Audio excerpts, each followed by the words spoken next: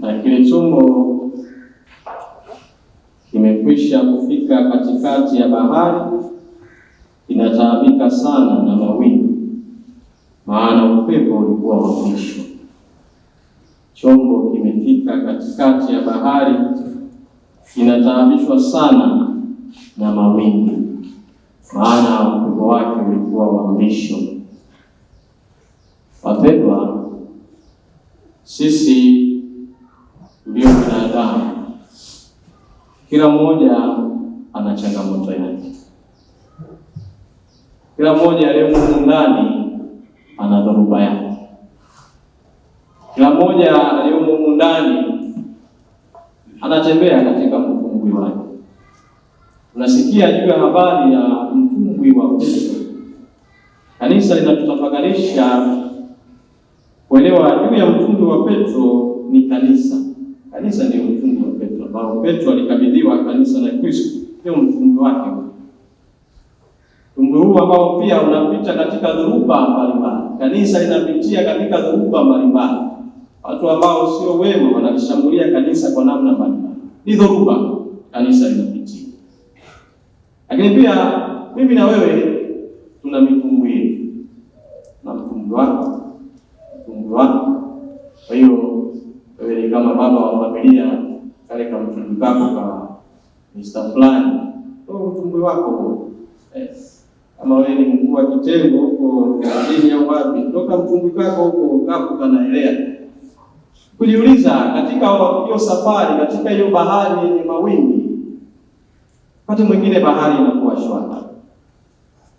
Tujiulize ndugu zangu, katika mitumbwi yetu ambayo tumeipanda, bahari ni shwari ama kuna dhoruba? Wakati mwingine dhoruba inatulia, maisha yanaenda vizuri. Wakati mwingine mawimbi yanakuwa yana nguvu, upepo wa mbisho kama tulivyosikia, chombo kinayumbishwa. Wakati mwingine hata kuzama. Kwa hiyo ni kutaka kutuambia mimi na wewe kwamba katika maisha yetu kila mmoja ana changamoto zake anazopitia. Kila mmoja ana changamoto zake. Labda kwa imani yangu naamini kwamba marehemu ndio anacheka. Ndio jamani, sisi mnaamini. Mnaamini marehemu nakula la mstarehe. Kwa hiyo ukitaka kula la mstarehe kwa marehemu jamani. Kama utaki dhoruba za duniani kwa marehemu, shauri wa kule kabisa. Wala ukienda kama marehemu mzee ametulia sana, pakala kupeleka huko anashika. Wale ndio wana dhoruba, washapambana na dhoruba za maisha, wameenda kutulia. Lakini wakati mwingine mimi na wewe tunahangaika. Tunapokumbana na dhoruba, tunakuwa na mahangaiko. Na muda mwingine badala ya kutatua hizo dhoruba zetu katika mahangaiko hayo, ndio tunaongeza matatizo zaidi. Tunaongeza matatizo zaidi au maumivu zaidi katika maisha. Kwa hiyo ndugu zangu, dhoruba zipo. Ila ni namna gani mimi na wewe tunakabiliana na hizo dhoruba? Na hizo dhoruba ambazo tunakutana nazo, je, zinatuimarisha ama zinaendelea kutubomoa kiimani? Unapokutana na dhoruba fulani, unabaki bado katika imani ama unakengeuka, unaangalia kushoto na kulia, unaangalia upepo unapovuma na wewe unaambia dhoruba uliyokutana nayo ama changamoto unazopitia zinakukuza kiimani ama zinakubomoa kiimani? Hiyo ni swali la msingi pia kujiuliza mimi na wewe siku ya leo. Ndugu zangu, katika somo la kwanza tumesikia pia Nabii Elia anapitia dhoruba baada ya kushindwa kuwaongoza hawa watu wa Israeli kumrudia Mwenyezi Mungu. Anaona mambo hayo yamemshinda, anakimbia. Kumbuka kwamba alikuwa akipambana na Malkia. Kwa hiyo ameona sasa shafika awamu ya 4. Umesikia Yesu alipowatokea hawa mitume wake katika dhoruba, ilikuwa ni awamu ya 4. Wayahudi waliyagawa masaa katika vipindi vinne vya masaa matatu. Awamu ya kwanza saa 1 mpaka saa 3, ya pili 3 mpaka 6, 6 mpaka 9, 9 mpaka 12. Kwa hiyo awamu ya 4 tafsiri yake ni kwamba ilikuwa ndio awamu ya mwisho. Kwa hiyo hawa mitume katika huo mtumbwi wao waliokuwa wakisafiri walipigwa na mawimbi kiasi kwamba ilifika hiyo awamu ya mwisho kabisa, walikuwa katika hali hiyo ya kukata tamaa. Elia naye amekata tamaa, anakimbia dhoruba zinazokuwa zinamkabili. Katika dhoruba waliokuwa nayo yuko katika awamu ya Habakuki. Bado mbichi hapa, nimeshafika saa za jioni, nimekata tamaa kwamba hapa nilipo tena sioni pa kutokea. Elia aliona hivyo, haoni pa kutokea, anakimbia. Mitume imefika awamu ya 4. Unaona hapa tena haiwezekani, ujuzi tuliokuwa nao, akili tuliokuwa nao juu ya bahari nishindwa kupambana na dhoruba. Wakati mwingine tuko katika hali hiyo. Unaona dhoruba yako unayopambana nayo, abando mume napambana naye, lakini bado dhoruba ndio unaona kwa wakati wa jioni kabisa. Kila unachojaribu una sasa ishafika awamu, umekata tamaa. Kama ni mke unapambana, umekata tamaa. Dhoruba ziko kuna tofautiana ile magnitude kubwa kwa hizo dhoruba tunazopambana nazo ama tunazokutana nazo. Na licha hawa Elia kupitia dhoruba, mtume wanapitia dhoruba, kila mmoja anajaribu kupambana kwa nafasi yake. Mitume wao sababu walijua wana uwezo na taaluma juu ya bahari, walikuwa ni wavuvi. Inawezekana hapo mwanzoni, kabla mambo hayajawa magumu, waliona hii dhoruba tunaweza kupambana nayo, tumia nguvu zao, akili zao juu ya uvuvi. Lakini baadaye mambo yanashindikana kwa akili zao na kwa nguvu zao. Ndugu zangu, wakati mwingine dhoruba tunazokumbana nazo, akili zetu na nguvu zetu peke yake na maweza yetu mbalimbali, tunashindwa kupambana vyema na hizo dhoruba. Tunashindwa kupambana na hizo dhoruba. Hawa walikuwa ni wavuvi, lakini maji yanawashinda. Hadi mwingine hivyo kwamba unaamini kupitia uwezo wako, kupitia fedha zako unaweza kutatua matatizo yote, dhoruba zozote zinazokujia, lakini zinakushinda. Kutegemea nguvu ya fedha yako, kutegemea nguvu za akili zako, inakushinda. Anayekuja kuwasaidia sio mtaalamu wa mambo ya bahari. Mtoto wa seremala, naye ni seremala. Anayekuja kuwasaidia sio mtaalamu wa mambo ya bahari. Hii nataka kutufundisha nini? Wakati mwingine katika dhoruba tunazopitia, tunaweza tukawadharau watu wengine ambao wakaja kwetu kama msaada. Mwenyezi Mungu akatuletea kama msaada. Tukawadharau kwa sababu labda ya mionekano yao, kuwadharau kwa sababu labda ya uwezo wao mbalimbali waliokuwa nao. Na kwa kifedha, kitaaluma, tukawadharau, wao watatusaidia. Wale ambao wana experience ya mahakamani au wanafanya kazi mahakamani. Mahakamani pale kuna wazee fulani, kama wazee sio wa baraza, sio wazee wa dini, wanaitwa na jina lao fulani. Ni wazee ambao wakati mwingine wanasomea sana mambo ya sheria, wanasomea hizo vitu.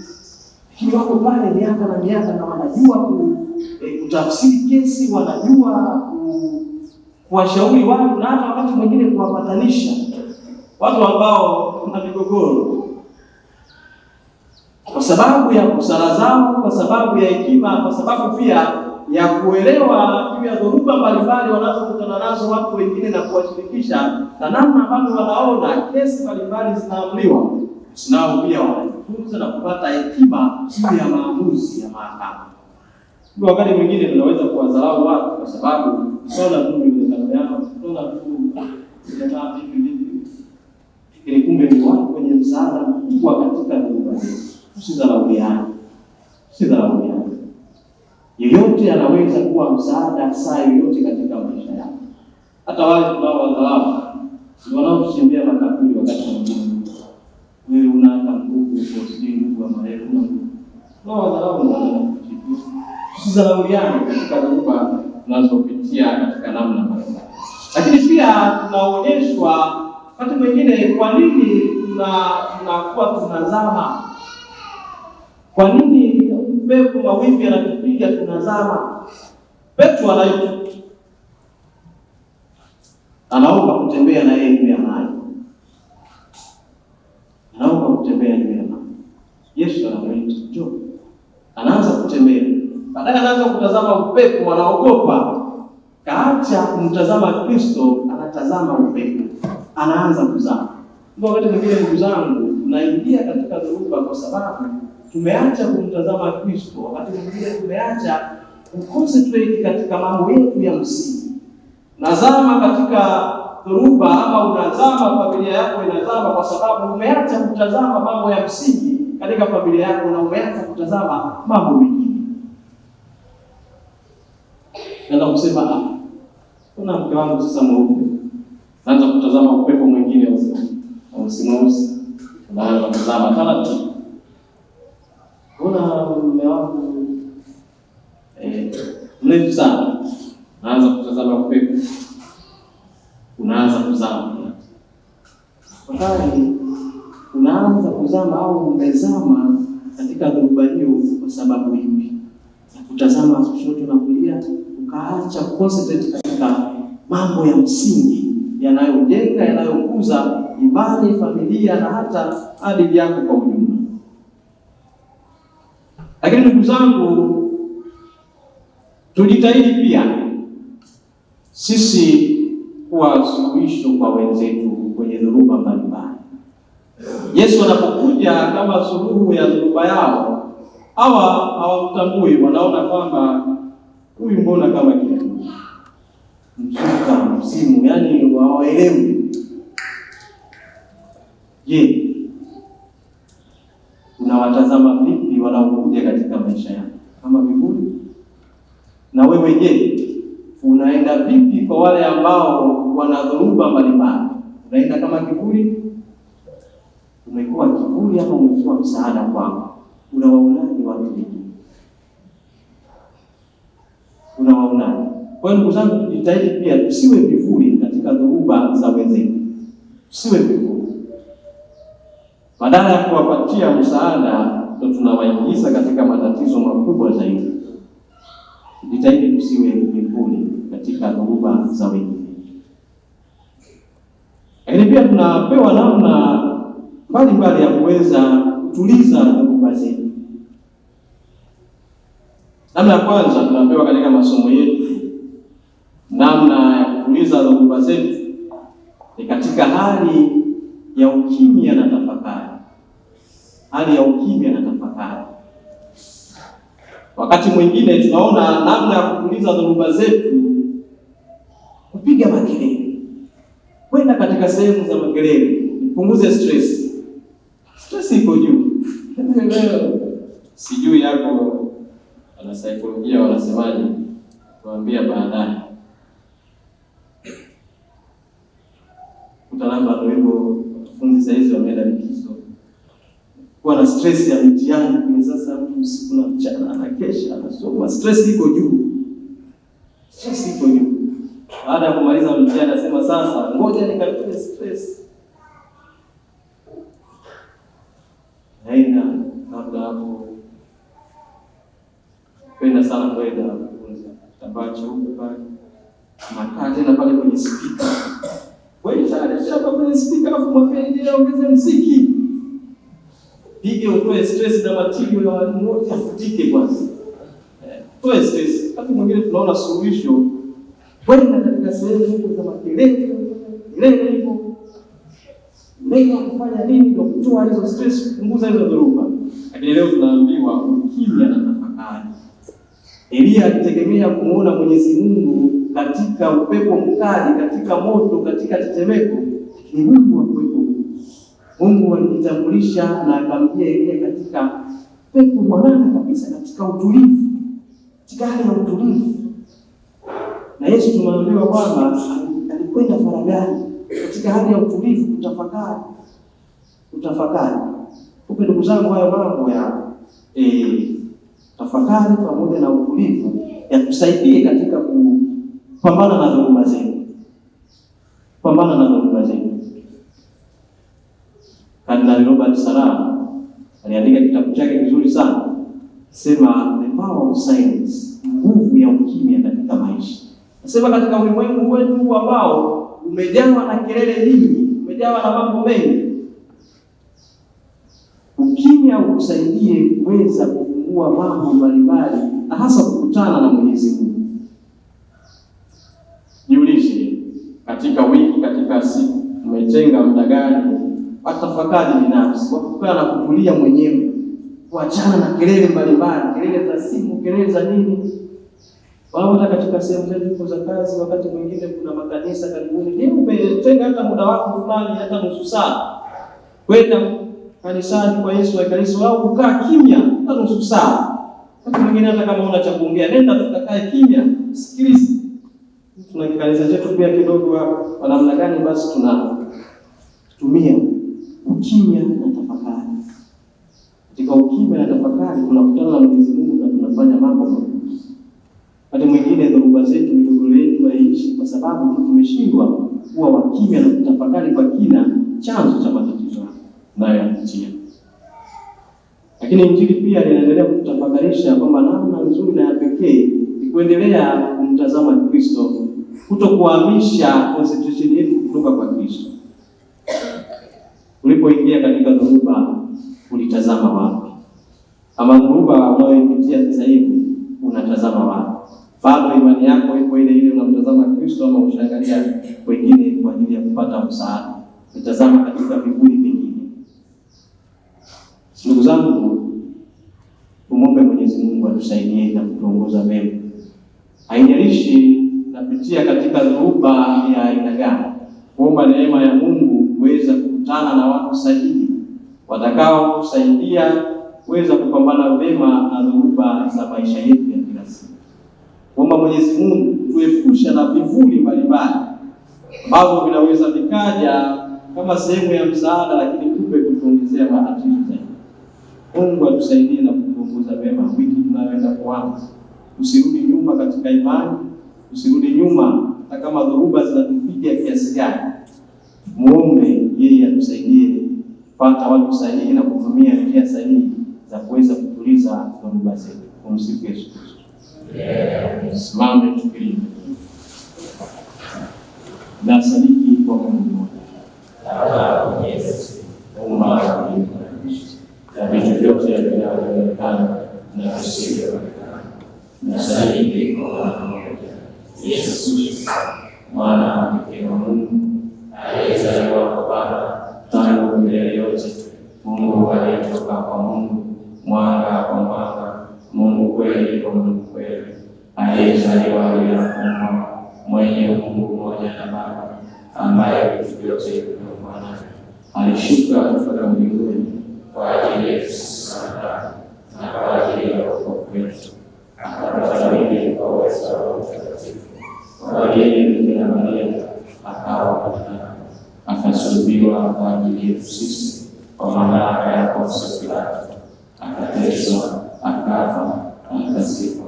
Siku ya tatu akafufuka kadiri ya maandiko, akapaa mbinguni, ameketi kuume kwa Baba, atakuja tena kwa utukufu kuwahukumu wazima na wafu, nao ufalme wake watakuwa wa mwisho. Na sadiki kwa Roho Mtakatifu, Bwana mleta uzima, atokaye kwa Baba na Mwana, anayeabudiwa na kutukuzwa pamoja na Baba na Mwana, aliyenena kwa ajili ya Mungu. Na sadiki kwa kanisa moja takatifu Katoliki la mitume, na ungama wa ubatizo mmoja kwa maondoleo ya dhambi, na ngojea ufufuo wa wafu na uzima wa milele. Ndugu wapendwa, katikati ya misukosuko ya bahari, Yesu alitokea na kujitambulisha kama Mwokozi kwa wafuasi walioingiwa na hofu kubwa ya kuzama katika maji. Mwenyezi Mungu utusikilize. Tutaitikia, tuliza dhoruba zetu, Bwana.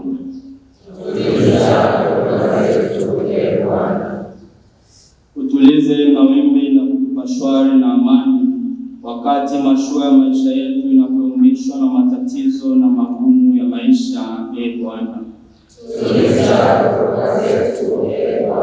maisha yetu ni safari katika dhoruba. Utujalie kuonja msaada wako tunapokimbilia katika mahangaiko ya maisha. Bwana, ushike mikono yetu tusizame katika kusahau katika misukosuko ya maisha. Bwana, unapoona imani yetu inaanza kufifia, utuzidishie imani. Bwana, utupelekee mwanga wa Roho Mtakatifu, atuangaze na kutuongoza katika matatizo na magumu. Bwana, wapokee kwako marehemu wote waliokutegemea katika maisha yao. Bwana, wapendwa, tunapopitia katika dhoruba, wakati mwingine imani yetu ikitetereka na tukatazama kushoto na kulia, tukaona ni viburi.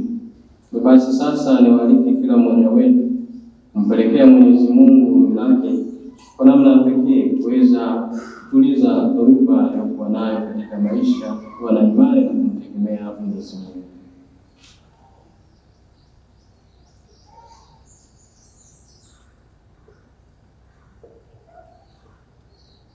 Mungu Mwenyezi, uliwavusha Waisraeli katika bahari ya Shamu, utusaidie kupitia dhoruba za maisha yetu na usikilize maombi yetu kwa Kristo Bwana wetu. Amen.